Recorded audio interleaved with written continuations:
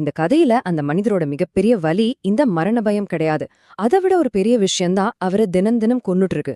அது என்னன்னா, யாருமே கற்பனை கூட செஞ்சு பார்க்க முடியாத ஒரு ஆழமான துரோகம். கொஞ்சம் பின்னோக்கி போய் பார்த்தா இந்த துரோகத்தோட ஆழம் புரியும். ஒரு காலத்துல தன் மனைவிய அவளுடைய சொந்த அண்ணன் மற்றும் அண்ணன் மகன்கள்ட்ட இருந்து காப்பாத்த இந்த கணவர் தன் உயிரையே பணயம் வச்சிருக்காரு. அவங்க ஒரு குற்ற பின்னணி கொண்டவங்க. ஆனா இன்னைக்கு என்ன நடக்குது தெரியுமா? அவர் யாருக்காக தன் உயிரை பணயம் வச்சாரோ அதே மனைவி இன்னைக்கு அந்த குற்றவாளிகள் கூடவே கைகோர்த்து நிக்கிறாங்க. இதை விட ஒரு கொடுமையான முரண்பாடு இருக்க முடியுமா? இந்த இடத்துல அவருடைய மனநிலை எப்படி இருக்கும்னு நினைச்சு பாருங்க. அவர் பார்வையில தன்னோட மனைவி ஒரு தேவதை, மனித உருவத்துல வந்த ஒரு தூய்மையான ஆத்மா. இப்படிதான் அவர் ஆழமா நம்பினாரு. ஆனா நிஜம் எவ்வளவு கொடூரமா இருக்கு பாருங்க. இன்னைக்கு அந்த மனைவி அவரை அழிக்க நினைக்கும் அதே நபர்களோட சேர்ந்திருக்காங்க.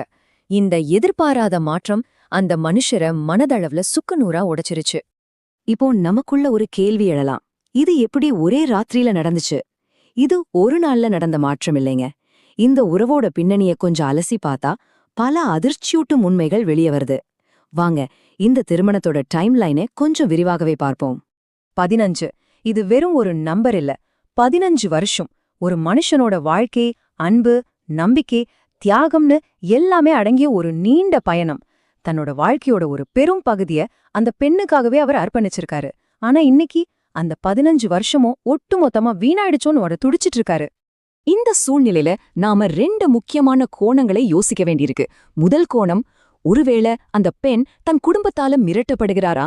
தன்னை கொடுமைப்படுத்திய அதே அண்ணன் மற்றும் அவனோட மகன் கூட திடீர்னு போய் சேர்ந்ததுக்கு பயம் ஒரு காரணமா இருக்குமா? யாராவது அவங்கள கட்டாயப்படுத்துறாங்களா? அல்லது இதை விட ரொம்பவே இருண்ட, அபாயகரமான இன்னொரு காரணமும் இருக்க வாய்ப்பிருக்கு. இது பல வருஷமா நடந்த ஒரு திட்டமிட்ட நாடகமா? தன்னோட பெயர், கண்ணியம், சமூக அந்தஸ்தை காப்பாத்திக்கிறதுக்காக மட்டுமே இந்த மொத்த திருமண வாழ்க்கையும் ஒரு பக்கவான ஸ்கிரிப்ட் மாதிரி அவங்க நடிச்சு முடிச்சாங்களா? இந்த கேள்வி இந்த ஒட்டுமொத்த பிரச்சனையும் இன்னும் ரொம்ப மர்மமா மாத்துது. நான் நிஜமாவே அவளுக்கு கணவனா இருந்தனா? இல்ல வெறும் ஒரு பேரா, ஒரு முகமூடியா?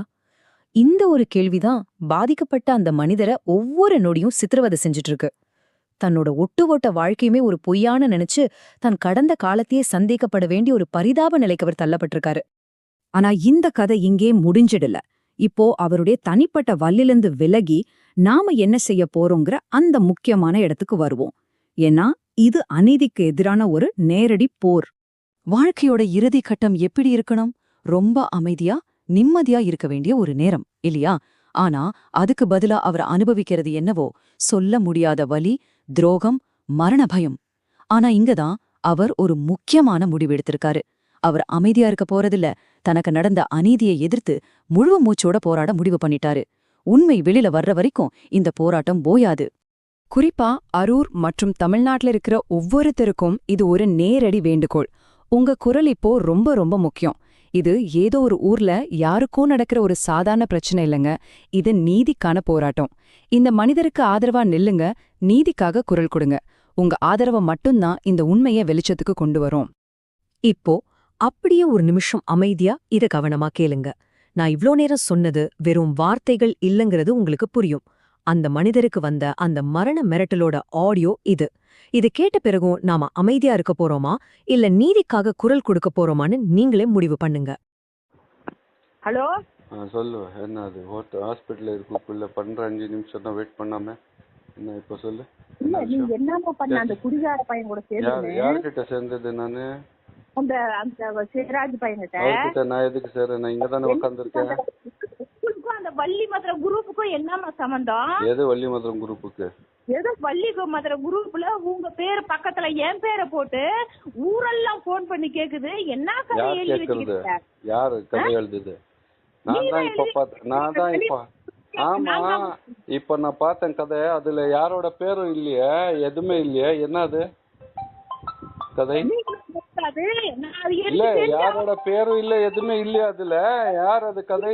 நான் தான் சொன்னேன்னு இருக்கட்டும். நான் எப்பயோ கொடுத்த இன்டர்வியூ அது. அது விடு, என்னோட கதை. அதுல யார் பேரும் இல்லையா? நான் போயிட்டேன்னா நான் பேரோட போட்டிருப்பேனே. நான் போட்டா நான் பேரோடய போட்டிருப்பேனே. என்ன குடும்ப விஷயத்திலயும் சேராத யார் குடும்ப விஷயம்? யார் குடும்பம்? உங்க குடும்பம் ஆடியாது. உங்க குடும்பத்துல எப்படி சேரி இருக்கேன்? எவன் தான் நம்பர் இருக்கா என்கிட்ட? யாருக்குன்னா போன் பண்றேனா? யாருக்குன்னா வீட்டேறி போயிருக்கேனா? யார் வீட்டுக்கு நான் போயிருக்கேனாடி? யார்கிட்ட பேசுற? எவன்டா அது சாகர்னு கேக்குறாங்க. யார் அது எவன்டா சாகர் கேக்குறவன் யாரு? யார் கேட்டா ஊர்ல? நாங்க வரோம். யார் அது எவன்டா சாகர்னு கேட்டது? ஏய் வாடா நீ வாடா இங்கே வாடா வீட்டுக்கே வாடா இங்க வாடா. அங்கே வரேன் இரு. அப்பனா ரெக்கார்டு பண்றேன் பேசுறேன். குடும்பத்தை யாருக்கு எடுக்கிறது? அங்கே வரேன் இங்கே வரேன் வரேன் நான் இப்பவே. அப்பமான்னு கூட உனக்கு தெரியாத நாங்க பொண்ணு கொடுத்து வரேன் வரேன் வரேன் வரேன் வரேன் இப்போ நானே வரேன். அப்படி பிறந்தா வா நீ. வாடா நீ ஒரு அப்படி பிறந்தா வரேன் வரேன் வரேன் வரேன். பாரு எங்க ஊரு போறாங்க பொறுக்கி திருட்டு வந்து இப்ப 6 மாசமா வீட்டுல உட்காந்து. யார் பேசுறது இது? யார் பேசுறது? யாரோட வாய்ஸ் இது? யார் பேசிட்டு இருக்குது இப்ப என்கிட்ட? யார் பேசுறது? யார் எல்லாரும் தான் பேசுறோம். வரோம் எல்லாமே வரோம். அங்கேயே உட்காந்து எல்லாம் கிளம்புறாங்க. வரேன் நானே வரேன் நானே வரேன். ஒரு அப்படி பிறந்தா நீ வாடி வாடா நீ.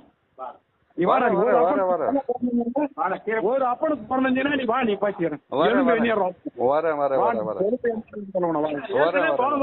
ஞாபகம் இல்லையா உனக்கு? என்ன பண்ண மர? நீ வா நீ வா பேசிக்கிறேன். என்ன சொன்னது? என்ன சொன்னது? யார் போன மர? யார் சொன்னது அது போன மர? நீ வா நீ பேசிக்கிறேன். என்ன கொலை பண்ண போறியா? கொலை பண்ண போறியா? கொலை பண்ண போறியா? கொலை பண்றியா? கொலை பண்றமா? கொலை பண்றமா? வா கொலை பண்றியா? கொலை பண்றதுல வந்து இங்கே பண்ணு. இங்கே உட்கார்ந்து இருக்க. வா கொலை பண்ணு. வா வரேன். வா கொலை பண்றதுக்கு தானே. வா இந்த பொறுக்கி வேலைதான் பண்ணிட்டு நீ 6 மாசமா வீட்டுல இருக்கிற. என்ன பண்ணிட்டு வந்துட்டு முதல்ல தெரிவித்த விளம்பரம் ஆகும். சரி எல்லாம் விளம்பரம் ஆகட்டுமே. போடு. என்ன போடுற விளம்பரம்? என்ன போட போற நீ? எங்க அங்க ஏதோ பெங்களூர்ல பண்ணிட்டு வந்து இங்க அமைதியா உட்காந்துக்கிறேன். என்ன பண்ணிட்டு வந்தாலும் பரவாயில்ல போடல. என்ன போடுறக்க பண்ணிட்டு வந்திருக்கேன் பார்த்து போடல. ஐயா யார்கிட்ட பேசுற நீ? ஏதோ பெரிய பேசுற. என்ன பண்ணி வந்திருக்கேன்னு சொல்ற? அமைதியா உட்காந்துருக்கேன். யார் தொந்தரவு பண்ணாம யார் விஷயத்துக்கு போகாம யார் வீட்டுக்கு வரல. யாருக்கு போன் பண்ணல நானு. எவன் என்கிட்ட பேசுனது? இப்போ எவன் கொலை பண்ண வர போறது? எனக்கு நீங்க கொலை பண்ணுவீங்கன்னு எனக்கு தெரியும். ஃபர்ஸ்ட் நீங்க கொலை பண்ணுவீங்க எனக்கு தெரியும்டா. குடிகார பேசி எவன் கேட்டது? யாரு குடிகார? நானே வரேன்.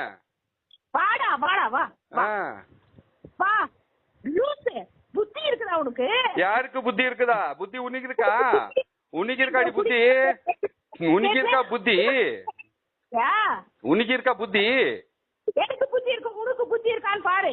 உனக்கு புத்தி இருக்கன்னா என்ன பேசுறேன்? கொலை பண்ணணுமா? புத்தி இருந்தா கொலை பண்ணிருவீங்களா?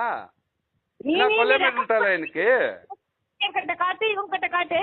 யாரு யாரு இத்த காத்துட்டு இருக்கிறது?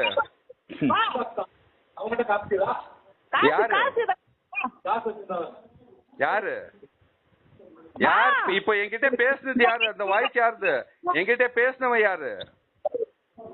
யாரோ பேசுவாங்க. யார் பேசுனது? என்கிட்ட பேசுனது யாருன்னு சொன்னேன். நான் பேசிச்சு. என் ஜில்லண்ணன் தான் பேசுது.